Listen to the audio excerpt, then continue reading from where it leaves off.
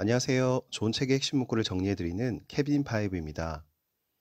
오랜만에 영상 업로드를 하는 것 같습니다. 오늘 함께 나눌 책은 홍춘욱 박사의 50대 사건으로 보는 돈의 역사라는 책입니다. 홍춘욱 박사는 요즘 재테크 경제 분야에서 강사와 유튜버로 왕성한 활동을 하시는 분이시죠.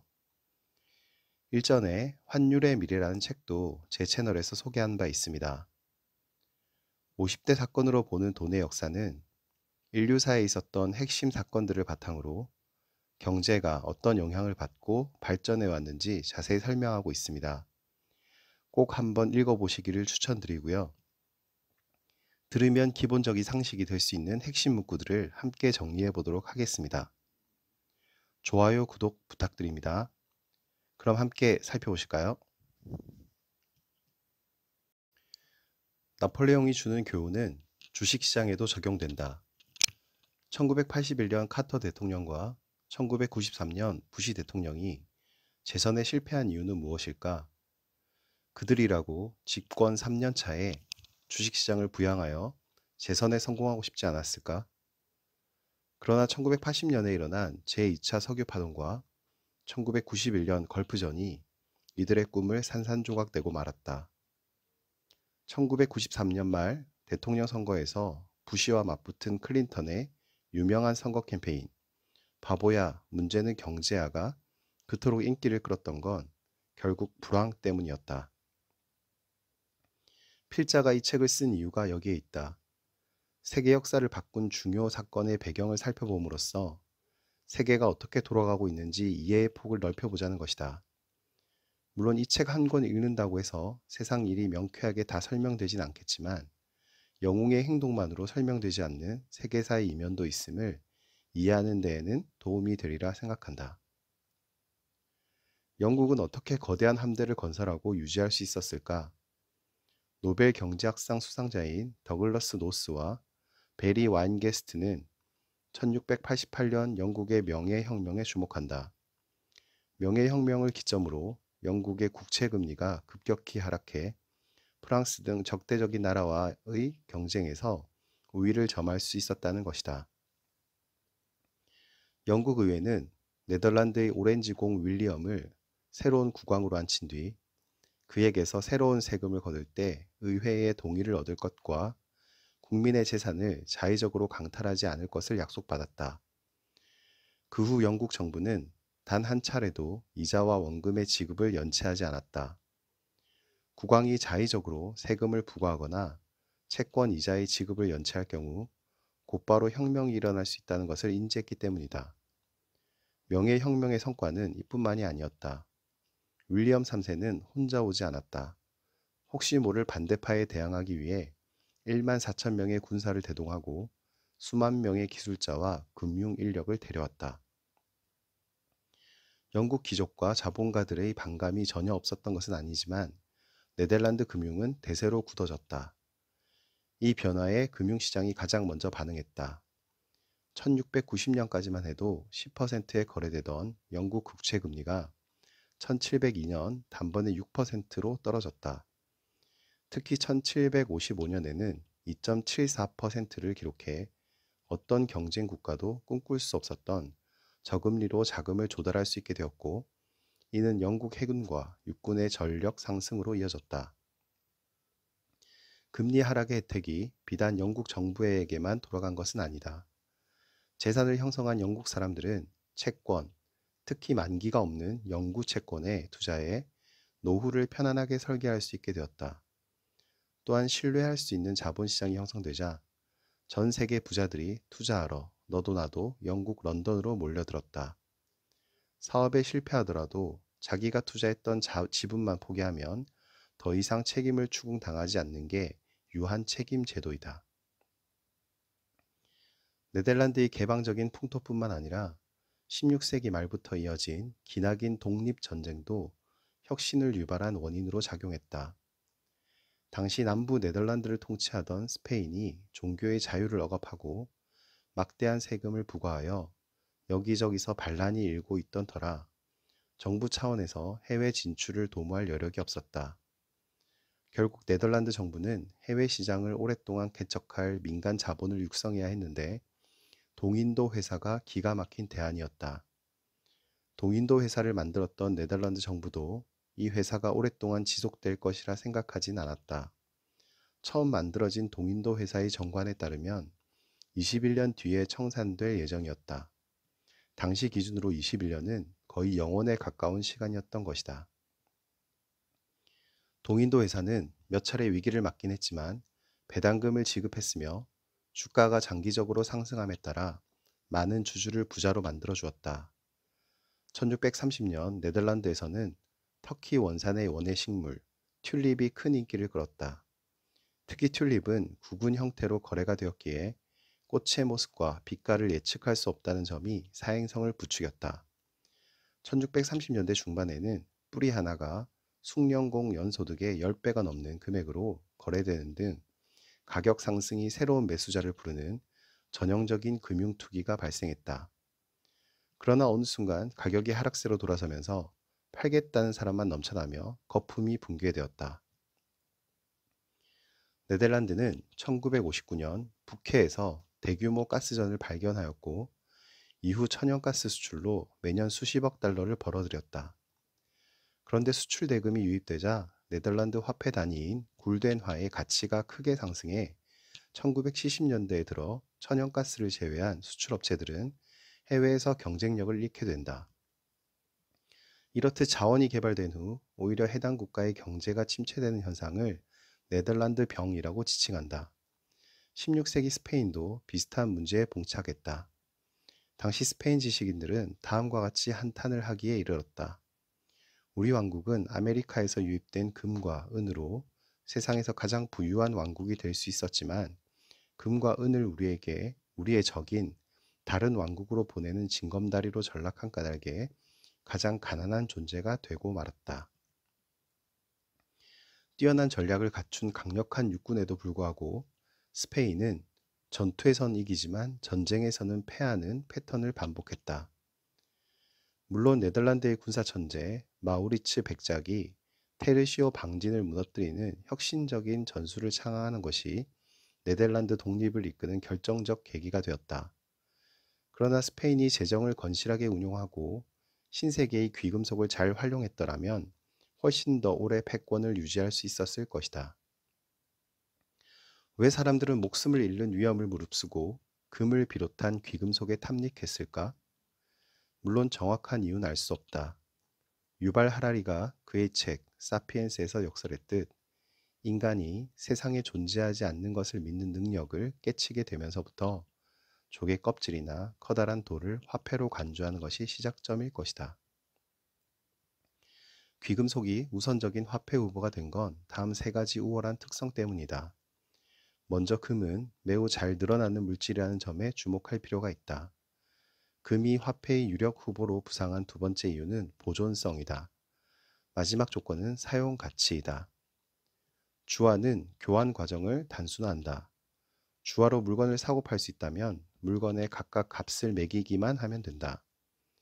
물건을 거래하려는 사람들이 자신의 욕구를 다른 이의 욕망과 일치시키기 위해 더 이상 애쓰지 않아도 된다. 따라서 금속 화폐를 사용하기 시작하면 경제의 상거래가 발전하는 것은 당연한 일이다. 무엇보다 통화가 충분히 공급되면서 물물 교환 경제로의 회귀 가능성이 사라졌을 뿐만 아니라 화폐 환상이 출현했기 때문이다. 화폐 환상이란 임금이나 소득의 실질적인 가치는 변하지 않았는데 인플레이션이 발생하면서 자신의 임금이나 소득이 늘어났다고 받아들인 현상이다. 아메리카 대륙에서 대규모로 귀금속을 가져온 덕분에 세계적인 교역망이 형성된 이후 유럽에는 새로운 세력이 출현하기 시작했다. 그들은 바로 자본주의적 거대 상인이다. 1497년에서 1499년 희망봉을 돌아 인도까지의 항해에 성공했던 포르투갈 항해자 바스코 다가마는 4척의 배로 떠나 단 2척으로 돌아오는 힘든 여정을 거치긴 했지만 투자자에게 무려 원금의 60배에 달하는 배당금을 주었다. 누구나 끌릴 만한 성과였다. 다양한 통화를 수급에 따라 환전해주고 자금이 시급하게 필요한 상인들에게 어음을 할인해주는 신뢰할 수 있는 금융기관이 출연한다면 어떨까? 이를 역사상 처음으로 실현한 곳이 바로 암스테르담 시이다. 시 당국은 네덜란드 연합주에서 유통된 다양한 통화가 상인들에게 실무적인 문제를 초래하자 그에 대한 해법으로 1609년 암스테르담 은행을 세웠다. 메디치 가문이 교황과 연계된 권력과 넓은 지점망을 이용해 일세를 풍미했다면 암스테르담 은행은 시스템을 만들므로써 은행업을 한 단계 올려놓았다. 17세기 세계 경제의 패권을 네덜란드가 잡은 데에는 이와 같은 금융혁신이 영향을 미쳤음은 물론이다. 세계적인 경제사학자 찰스 P. 킨들버그는 세계의 주요 강대국들이 어떻게 패권을 잡고 또 놓치게 되었는지를 설명하면서 프랑스를 영원한 도전자라고 지칭했다. 많은 인구와 넓은 국토, 그리고 강력한 군사력을 가지고 있었음에도 단 한 번도 세계사의 중심에 서지 못한 프랑스를 표현하기에 이 말이 가장 적합하다고 생각했던 것 같다. 왜 프랑스는 2인자의 신세를 벗어나지 못했을까? 여러 이유가 있겠지만 돈도 없고 신용도가 바닥 수준이었던 탓이 가장 크다. 프랑스 왕실이 거대한 부채에 허덕인 건 전쟁 때문이었다. 특히 프랑스가 미국 독립전쟁에 참여하는데 무려 20억 리브르의 자금을 써 1789년 대혁명 전쟁 당시 통화량은 25억 리브르인데 반해 왕실의 총 부채는 50억 리브르에 달했다. 이때 나타난 사람이 바로 스코틀랜드 출신의 사기꾼 존 로였다. 이 문제를 해결하기 위해 존 로가 들고 나온 대안이 바로 미시시피 회사였다. 미시시피 회사는 프랑스가 가지고 있던 모든 해상의 상업적 권리를 독점하는 한편 1720년 왕립은행과 합병해 중앙은행이 된다. 1720년 여름이 되자 미시시피 회사의 주가는 3천 리브르 밑으로 추락했고 이후 거래마저 중단되었다. 결국 1720년 말 오를레앙 공은 존 로를 중앙은행장 자리에서 해임했고 프랑스의 중앙은행을 만들려는 시도는 무산되고 말았다. 프랑스 국민들은 큰 손실을 입었을 뿐만 아니라 국가가 주도하는 은행과 지폐에 강한 불신을 가지게 되었다. 결국 프랑스가 16세기 이후 내내 2등 국가의 자리를 벗어나지 못했던 결정적인 이유는 재정 전쟁에서의 패배로 볼 수 있다.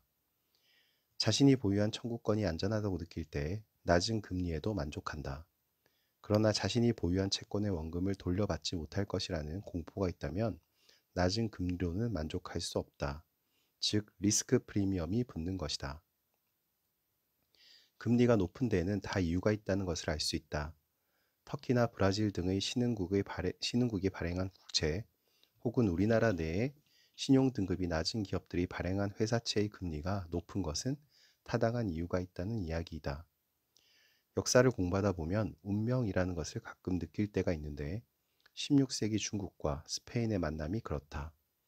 중국이 일조편법이라는 역사적인 개혁을 단행한 후 은화 부족 사태를 겪고 있을 때 스페인이 멕시코와 페루에서 노다지를 발견했으니 말이다. 멕시코에서 출발한 스페인의 대규모 선대가 필리핀을 거쳐 중국에 도달한 다음 도자기나 비단 구입 대금으로 은화를 지급함으로써 중국의 귀금속 부족 문제가 해결된다. 16세기에 금과 은의 교환 비율을 보면 유럽에서는 대체로 1대 12 수준이었던 반면 중국에서는 1대 6 수준이었다. 은의 가치가 유럽보다 중국에서 2배가량 높았으므로 유럽 사람들은 은을 중국으로 가져가기만 해도 큰 이윤을 남길 수 있었다. 중국의 삼국시대 당시 각국은 적게는 수만, 많게는 십수만의 병력을 동원해 총력전을 펼쳤다. 이런 강력한 군사력을 가지고 있었는데 왜 삼국을 통일한 진나라는 북방민족에게 허무하게 무너졌을까? 여러 이유가 존재할 텐데 그중 제일 먼저 드는 생각은 군사혁신이다.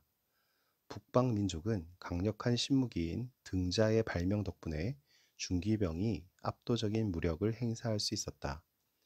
실제로 8세기경 서양의 등자가 전해진 이후 본격적으로 중세 시대가 열렸음을 감안할 때 등자로 인해 북방 유목 민족이 우위를 점했다는 분석은 꽤 그럴듯하다.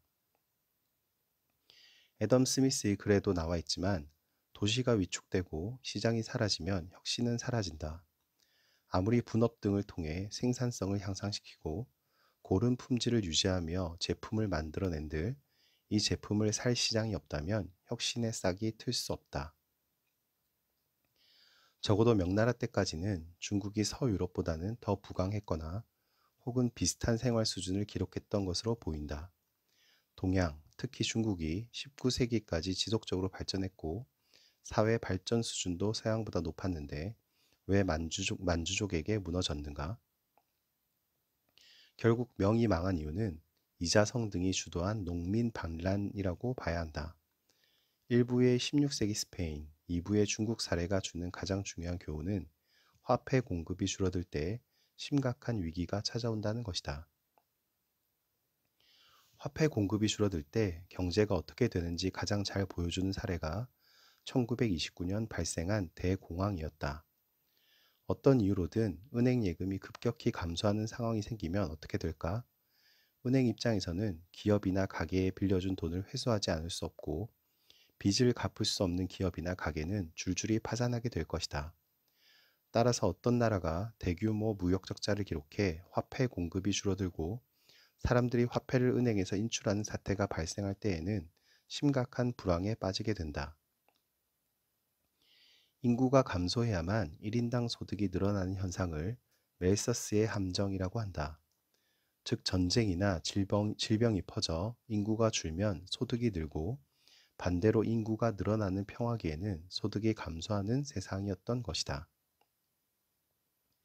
근대적인 성장, 다시 말해 생산성 향상이 경제 전체의 성장을 주도하는 과정을 거치기 위해서는 제조업 육성이 필수적이다. 제조업은 농업과 달리 수확 체증이 나타나기 때문이다. 영국은 17세기부터 시작된 금융시장의 혁신 덕분에 저금리로 막대한 자금을 조달하고 나아가 풍부한 인력으로 해군을 건설해 물류 네트워크를 지키며 외적으로부터 국토를 방어하는 데 성공하니 산업혁명의 발판이 놓였다고 말해도 충분할 것 같다. 반면 네덜란드는 육지에 터전을 두고 있어 유럽에서 벌어진 전쟁에 끊임없이 끌려 들어갈 수밖에 없었고 18세기 말 나폴레옹에게 점령당해 산업혁명을 추진할 힘을 갖추기 힘들었다. 아편 무역 속에 엄청난 규모의 은이 유출됨에 따라 중국 내 은의 가치가 급격히 상승하기 시작해 1758년 은과 동전의 교환 비율이 730대 1이었던 것이 1846년에는 1800대 1까지 상승했다. 전쟁 이후 영국 정치가와 기업들의 목표는 대부분 달성되었다.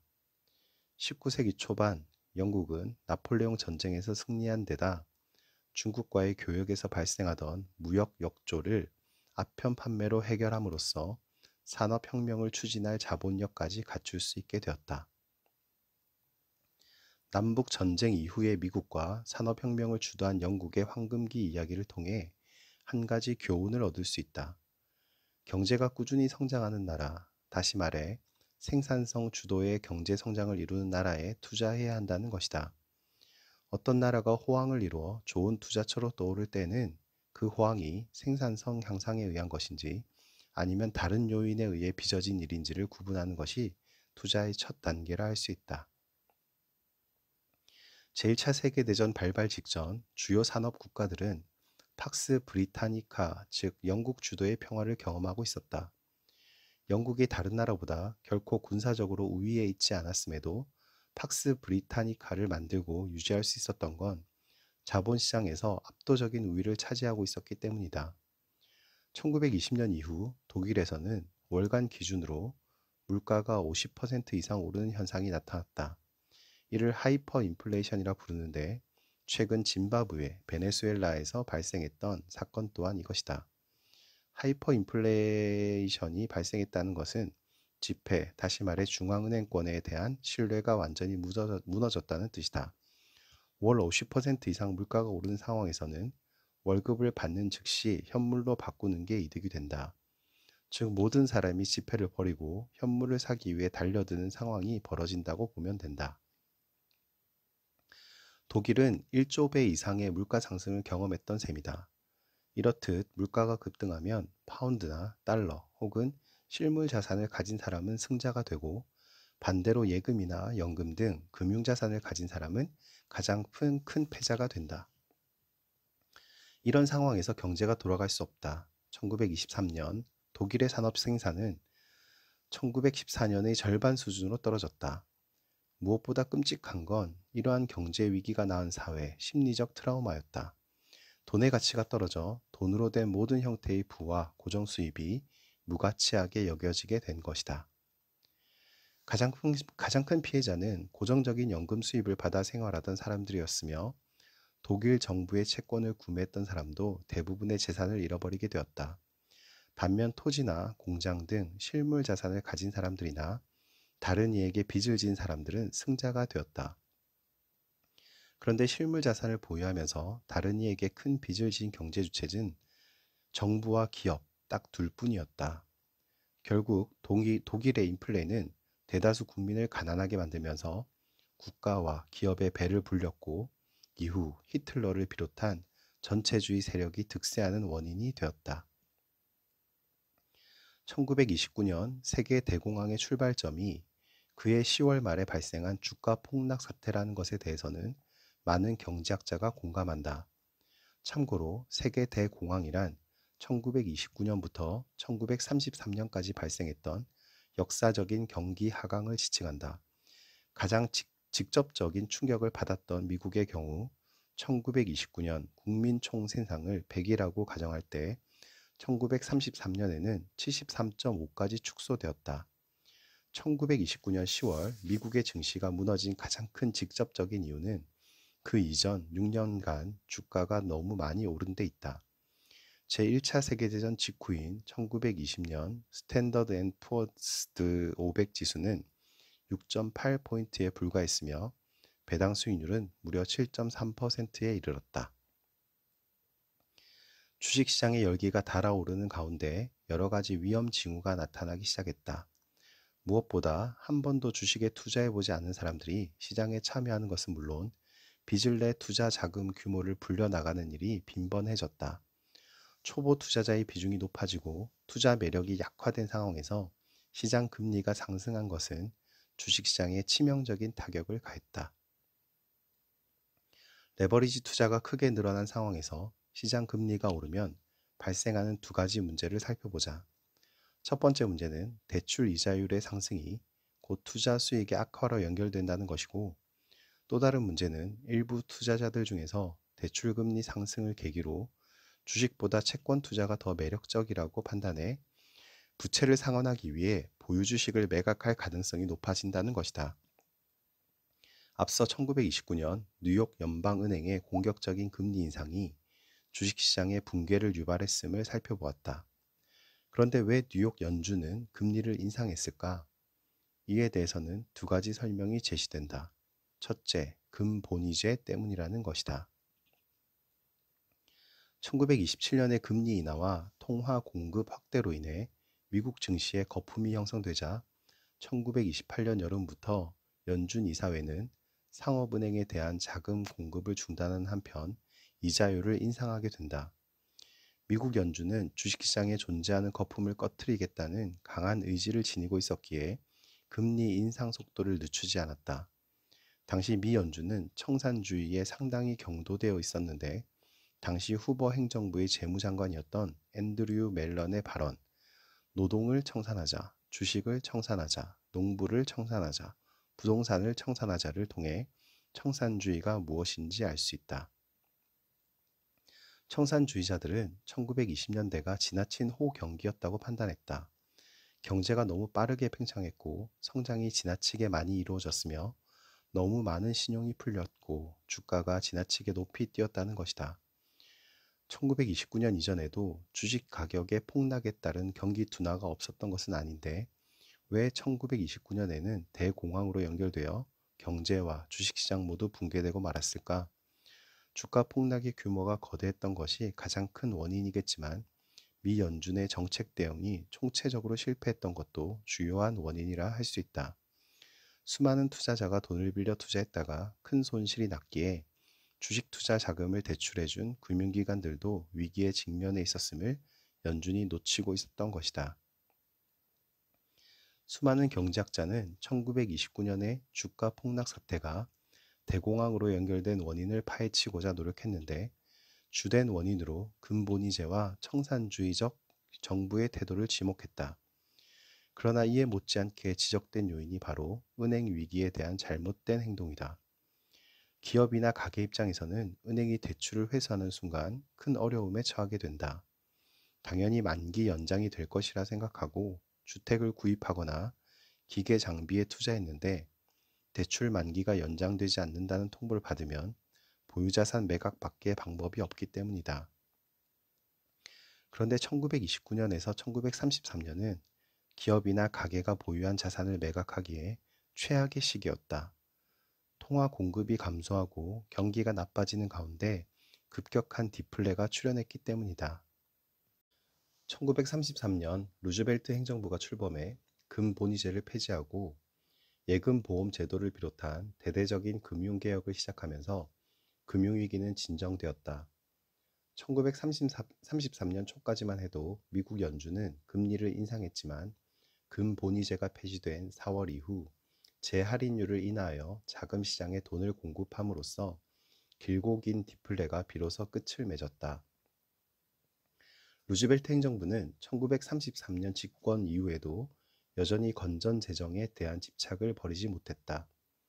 1932년부터 미국의 재정 적자가 확대되었는데 이는 재정 지출이 늘어났기 때문이 아니라 재정 수입이 급격히 감소한 탓이었다. 다시 말해 대공황으로 기업과 가게가 연쇄 도산하면서 세금이 제대로 거치지 않아 재정 적자가 발생했던 것이다. 그런데도 1937년 루즈벨트 행정부는 재정 균형을 달성하기 위해 재정 지출을 더 줄이면서 강력한 경제 침체를 불러오고 말았다. 1923년의 하이퍼 인플레이션, 그리고 그 이후에 발생한 대공황으로 독일 경제가 완전히 망가졌는데 어떻게 이렇게 강력한 군대를 육성할 수 있었을까? 그 답은 근본이제 포기에 있다. 1931년 8월 독일은 다른 나라에 비해 빨리 근본이제를 이탈했는데 이 덕분에 1933년에만 재할인율이 7%에서 4%로 인하되어 독일 내 신용 여건이 빠르게 개선되었다. 결국 히틀러가 경제를 살렸다고 칭송받는 건 그 이전에 이루어졌던 금리 인하와 재정 지출 확대의 효과가 히틀러 집권 당시에 나타난 덕분이라고 할 수 있다. 경제가 심각한 위기에 처하더라도 공격적인 금리 인하 및 적극적인 재정 확대가 시행되면 악순환을 탈출하는 것은 물론 강력한 경제 성장을 달성할 수 있다는 하나의 실증 사례가 된 셈이다. 불황이 닥쳤을 때는 단호하게 행동해야 한다. 다소 부작용을 낳을 수 있을지라도 불황이 경제 전체에 끝없는 악순환을 유발하기 전에 과당성 있게 대응해야 한다. 1929년 대공황의 교훈을 가장 잘 살린 곳이 바로 미국 연준이다. 세계 2차 세계대전 이후 미국은 자신의 시장을 다른 나라에게 개방하는 한편 세계 교역로의 보장을 위해 막대한 비용을 떠안았다. 미국은 왜 이런 선택을 했을까? 그 이유는 두 가지이다.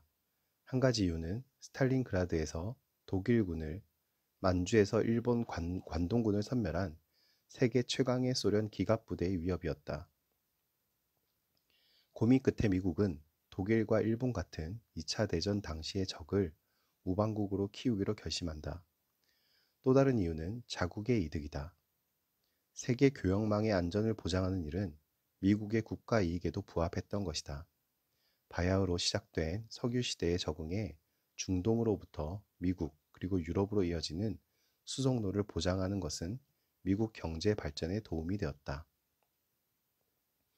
제2차 세계대전 당시의 영웅 샤를르 드골 대통령은 달러의 압도적인 우위, 다시 말해 프랑스를 비롯한 유럽 국가들이 미국 달러에 종속되어 있는 것에 강한 반감을 가졌고 지속적으로 보유하던 달러를 금으로 교환할 것을 요구했다. 당시 미국이 할 수 있는 선택은 두 가지였다. 첫째, 금과 달러의 교환 비율을 재조정하는 것이었고, 둘째, 근본이제를 포기하는 것이었다. 첫 번째 안은 투기 세력의 압력에 굴복하는 형식이 되어 추가적인 금 투기를 가져올 가능성이 높다는 반론이 제기되면서 포기할 수밖에 없었다. 결국 1971년 8월 15일 닉슨 대통령이 금과 달러의 교환을 정지함으로써 새로운 금융 질서가 수립되었다. 1983년 이후 유가가 기나긴 하락의 흐름을 이어간 건 수급 불균형 때문이었다. 리드타임은 주문에서 공급까지 걸리는 시간을 말하는데, 주택이나 상품처럼 리드타임이 긴 산업은 수요와 공급의 불균형이 신속하게 해소되지 않는다. 1973년부터 시작된 고유가 시대가 10년 동안 이어졌던 이유가 여기에 있다. 그러나 공급이 늘기 시작하면서 그때부터는 돌이키기 어려운 가격 하락이 이어질 뿐이다. 닉슨 쇼크 이후의 시장을 다룬 5부에서 얻을 수 있는 교훈은 중앙은행에 맞서지 말라는 것이다. 근본이제의 족쇄에서 풀려난 중앙은행은 예전보다 훨씬 더 과감하게 정책을 취할 여력이 생겼다. 미국 연준의 실질 정책 금리가 플러스 국면에 도달하거나 상승하면 주식 가격이 급락하고, 반대로 실질 정책 금리가 인하되거나 안정적인 수준을 유지하면 주식 가격이 급등하는 것을 쉽게 발견할 수 있다. 이런 현상이 나타나는 건 두 가지 요인 때문이다. 첫째, 실질 금리가 높아지면 주식 투자에 대한 매력은 상대적으로 떨어진다. 무위험 이자율의 급격한 상승은 자금을 주식에서 채권 혹은 은행 예금으로 이동하게 하며, 이는 주식시장 수급에 직접적인 타격을 준다.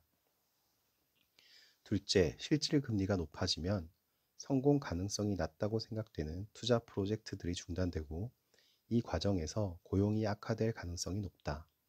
그뿐만 아니라 소비자들의 저축 성향이 강해져 경제 전체의 성장 탄력이 둔화될 수밖에 없다. 이는 기업들의 실적 전망 악화로 연결되며 주식 투자의 매력을 약화시킨다. 또한 주식 가격의 하락은 주식을 이미 보유하고 있는 투자자들의 자산 손실을 유발해 추가적인 소비 둔화로 이어지는 악순환을 가져온다. 따라서 실질 금리의 가파른 상승은 경제 전체의 불황 가능성을 높이게 된다. 1971년 닉슨 쇼크 이후 세계 금융시장은 큰 변화를 겪었다. 무엇보다 변동 환율 제도를 채택한 나라가 늘어나며 환율이 시장에서 자유롭게 결정되기 시작한 것이 결정적이었다. 플라자 합의 이후 일본과 미국 그리고 독일 중앙은행은 달러 가치 하락을 위해 강력한 시장 개입에 나선 한편, 정책 금리의 급격한 조정을 통해서라도 달러와의 가치를 떨어뜨리겠다는 의지를 표명함으로써 시장 분위기를 완전히 바꾸는 데 성공했다. 그렇다면 환율의 급격한 하락을 겪은 일본 경제에는 어떤 일이 벌어졌을까? 달러에 대한 엔화 환율이 절반 수준으로 떨어졌으니 수입 물가가 하락하기 시작했다. 수입 물가가 떨어지니 일본에서 만들어진 각종 제품의 가격도 떨어질 수밖에 없었고, 수출 기업들은 이전에 비해 훨씬 어려운 여건에서 경쟁할 수밖에 없었다. 지속적으로 엔화의 강세가 나타난다면 수출 기업들은 사업을 접어야 할지도 모른다는 공포가 일본 전역을 뒤덮었다. 일본 경제가 엔고 불황의 충격에서 벗어나기 위해 노력하는 가운데 미국은 파티를 즐기고 있었다. 달러가 약세를 기록함에 따라 수출 기업의 경쟁력이 개선되고 경상수지 적자도 줄어들기 시작했기 때문이다. 특히 일본 등 주요 경쟁국과 치열한 경쟁을 벌이던 자동차 업종은 한숨 돌릴 수 있었다. 블랙 먼데이는 일본에 매우 난처한 문제를 일으켰다. 미국 정책 당국자가 독일이나 일본 등 주요 선진국 중앙은행에게 심각한 금융위기로 발전하는 것을 막기 위해 세계 주요국 중앙은행이 함께 금융 완화 정책을 시행하자고 요구했기 때문이다. 자산 가격이 어떤 수준에 도달해야 버블인지 정확하게 판단하기는 어렵다. 이때 활용하기 좋은 기준이 하나 있는데, 그것은 바로 내부자 입장에서의 판단이다. 내부자 입장에서 주식을 매수하기보다 매도할 유인이 훨씬 강해지는 때가 바로 버블이라는 것이다. 지난 2000년 코스닥 버블 때 많은 정보통신 기업이 증자로 유입된 돈을 증자로 유입된 돈을 빌딩 매입에 투자했던 것은 매우 합리적인 행동이라고 볼 수 있다. 즉 시장 금리가 높은 수준까지 상승한 상황에서 주식의 PER이 급격하게 상승하면 주식 공급은 무한히 증가하게 되고 주식 공급이 증가하면 증가할수록 주식시장은 점점 더 상승 탄력을 잃어버리게 되는 것이다. 다른 선진국에 비해 일본 경제의 성장 속도가 빠르고 도시화가 급격히 진행되었던 것이 1955년에서 1973년 주택 가격 상승의 원인이었음은 분명하다. 그러나 그 이후의 부동산 가격 상승은 결국 1985년 플라자 합의 이후 저금리 환경에서 발생한 버블에서 그 원인을 찾을 수밖에 없다. 일본 중앙은행이 금리를 6%까지 인상하자 일본 부동산 시장도 더는 버틸 수가 없었다. 게다가 부동산 호황에 도취된 건설 회사들이 170만 호의 신규 주택을 공급한 것이 치명적인 영향을 미쳤다. 1990년대 초반 일본에는 연 170만 호의 주택 공급이 계속되어 심각한 공급 과잉을 유발하고 말았다.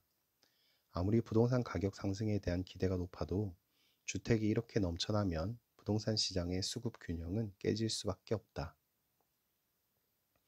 외환이나 석유 등 모든 상품은 수요와 공급에 의해 가격이 좌우된다. 그런데도 당시 일본 국민과 건설업체들은 이 자명한 진실을 망각한 것처럼 행동했다. 이게 비극의 시작이었다. 1990년대 이후 우리나라 기업들이 일본 기업을 추격하고 조선이나 반도체 등 주요 산업에서 이들을 따돌릴 수 있었던 것은 치열하게 노력했기 때문임은 분명하다. 다만 일본이 자산 가격 붕괴로 심각한 침체를 겪지 않았다면 추월의 시기는 매우 늦어졌을 것이다. 일본의 장기 불황의 이유는 당시 하시모토 정부가 재정 적자 문제를 해결하기 위해 소비세를 기존 3%에서 5%로 인상했기 때문이다.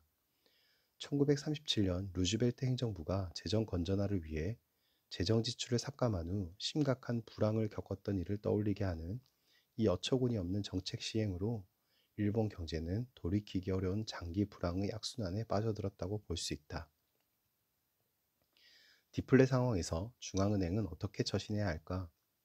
부동산 시장이 회복되고 나아가 금융기관이 다시 건전해질 때까지 인내심을 가지고 저금리 정책을 유지하는 게 정답일 것이다. 또 미국에서 그랬듯 양적 완화 정책을 시행해 과하다는 생각이 들 정도로 돈을 쏟아내는 것도 방법일 것이다.